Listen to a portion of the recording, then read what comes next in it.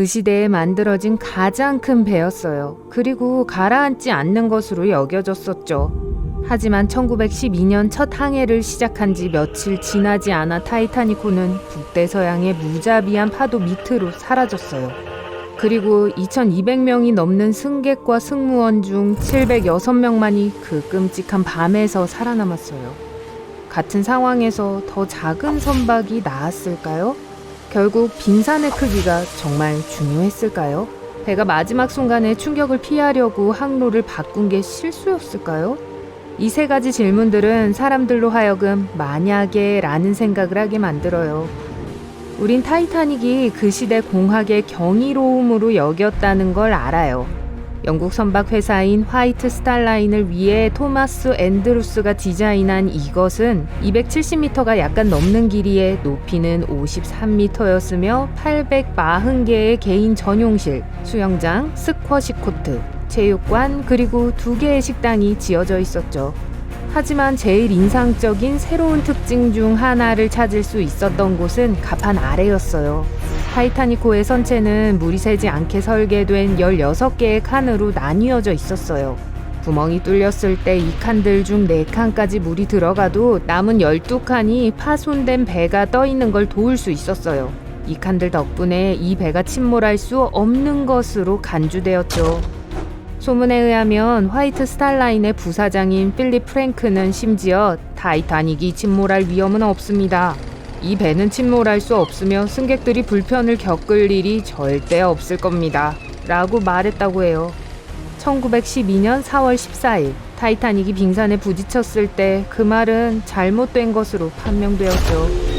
얼음이 선체를 따라 찢을 때 물이 새지 않는 칸들 중 몇 개가 파열되었어요.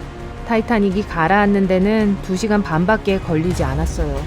타이타닉호에 부딪힌 빙산의 크기가 운명을 결정한 걸까요?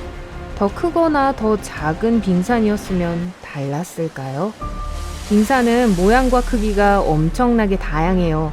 이것들은 북극과 남극의 빙하나 빙붕에서 떨어져 나온 얼음 조각으로 지금은 결국 녹을 때까지 바다를 떠돌고 있어요.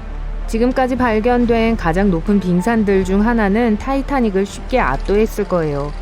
1957년에 발견된 이것은 높이가 168m였어요.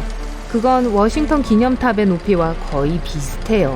그 정도로 큰 것에 부딪히는 걸 상상해보세요. 하지만 더 작은 빙산도 알고 보면 마찬가지로 위험할 수 있어요. 어떤 것들은 크기가 집만 하고 부빙편이라고 불려요. 자동차 크기에 가까운 다른 것들은 소빙산이라고 불려요. 이것들은 배와 보트가 위치를 파악하기 훨씬 더 어려워서 피하는 게 더 어려울 수 있어요. 그리고 비록 더 작지만 부딪혔을 때 더 큰 손상을 입힐 수 있어요. 또한 빙산의 대부분이 바다 표면 아래에 잠복해 있기 때문에 빙산은 항상 보이는 것보다 더 크다는 걸 기억하는 게 중요해요. 사실 빙산의 80% 이상이 물속에 있어요. 대부분의 날카롭고 들쭉날쭉한 테두리는 보이지 않죠. 너무 가까이 배회하면 선체가 손상될 위험이 있어요. 타이타닉호는 곧 닥칠 운명을 전혀 눈치채지 못했기 때문에 같은 각도로 부딪힌 더 작은 빙산이었어도 여전히 그 거대한 배를 침몰시키기에 충분했을 거예요. 그런데 빙산이 더 컸다면 더 빨리 발견됐을지도 몰라요. 타이타닉이 항로를 바꾸고 충격을 피할 시간이 있었을지도 모르죠. 하지만 그 빙산 하나 지나쳤다고 타이타닉의 안전이 보장되지는 않았을 거예요.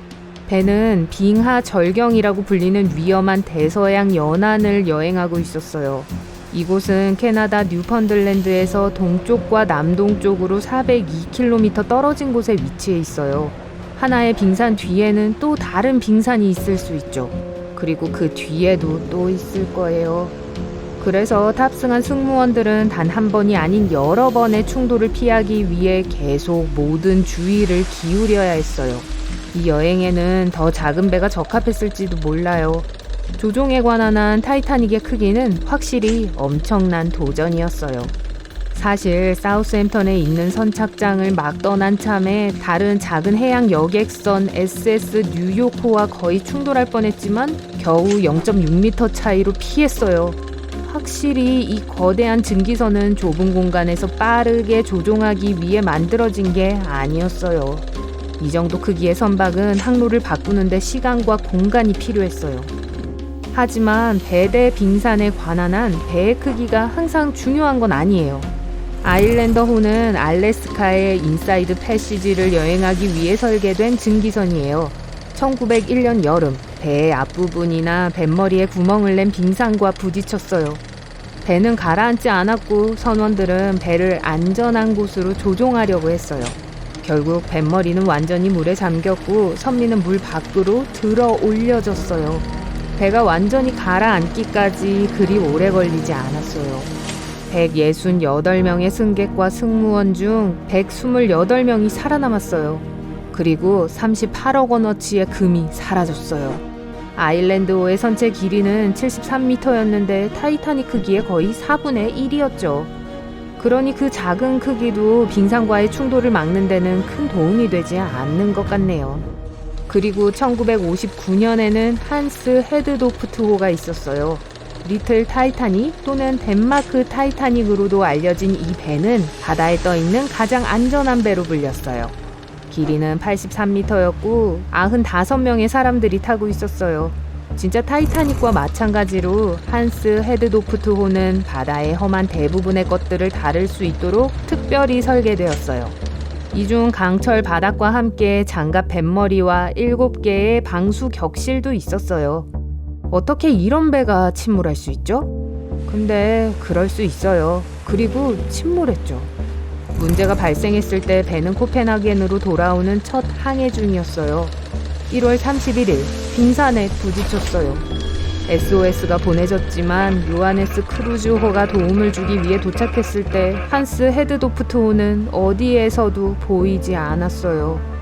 이 배의 존재를 알려주는 유일한 증거는 9개월 후에 아이슬란드에서 해안으로 떠내려온 구명 튜브뿐이었어요. 다시 말하지만 배의 작은 크기가 유리하게 작용하지 않았어요. 더 작은 크기의 타이타닉이 1912년에 안전한 항해를 보장해주진 못했을 거예요. 마지막 만약에는 빙산이 발견되고 경보가 울렸을 때 했던 마지막 선택에 관한 거예요. 우선 타이타닉은 완전한 정지를 시도할 수 있었어요. 하지만 배가 완전히 멈추는데 0.8km가 필요했기 때문에 이건 선택사항이 아니었어요. 그리고 빙산은 겨우 274m밖에 떨어져 있지 않았어요.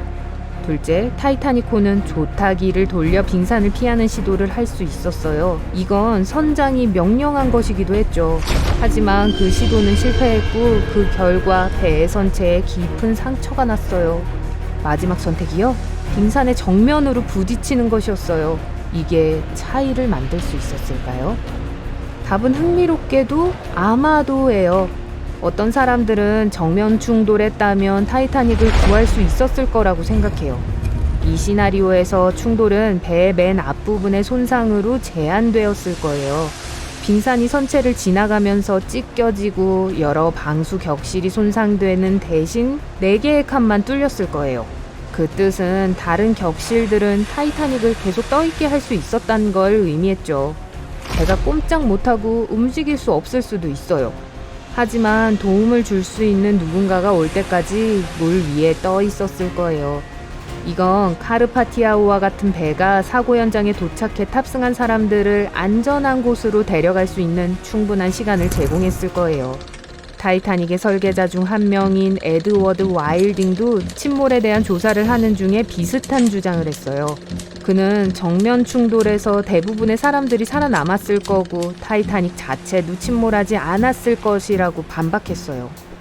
하지만 다른 사람들은 동의하지 않아요. 우선 타이타닉의 특별한 격벽은 빙산이 아닌 다른 배와의 충돌로부터 배를 보호하기 위해 특별히 고안된 거예요. 이 격실은 충돌 시 찌그러지면서 충격의 일부를 흡수할 거고 다른 배가 나머지를 흡수할 거예요. 피해는 여전히 크겠지만 남은 격벽들은 배를 떠있게 해줄 거예요. 하지만 다른 배와 충돌할 때 경험하는 것과 같은 충격 흡수가 빙산에는 없어요. 대부분의 힘은 타이타닉에 흡수되어 배에 더 큰 피해를 입히게 됐죠. 더 심한 건 그 충격이 배의 전신을 통해 전달될 거라는 점이에요. 리벳들은 터지게 돼요. 접합한 곳들은 찢겨져 나가죠. 그 격벽들은 빠르게 침수되어 선박은 더 빨리 가라앉고 그 결과 생존자는 더 줄어들게 될 거예요. 어떤 경우든 대부분의 만약에와 마찬가지로 우린 정답을 절대 알 수 없을 거예요. 타이타닉의 첫 번째이자 마지막 항해는 비극이었지만 바다로 나가는 모험을 훨씬 더 안전하게 만드는 변화를 초래했어요.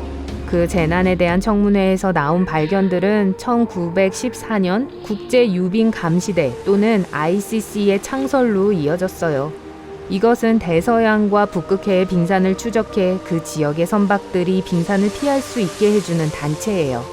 미국과 영국에서는 배에 타고 있는 모든 사람을 수용할 수 있는 충분한 구명보트를 선박 안에 갖추고 있어야 해요. 정기적인 구명보트 훈련이 의무화되었어요. 그리고 마지막으로 물이 들어오지 못하도록 배의 격벽이 더 높게 만들어졌어요. 그리고 바닥은 이중 선체를 만들기 위해 늘려져서 격벽을 진짜로 방수가 되게 했죠. 타이타닉이 끔찍한 비극이라는 건 부인할 수 없어요. 하지만 기억해야 할 밤에서 배운 교훈은 더 많은 것들을 예방하는 데 도움이 되었어요.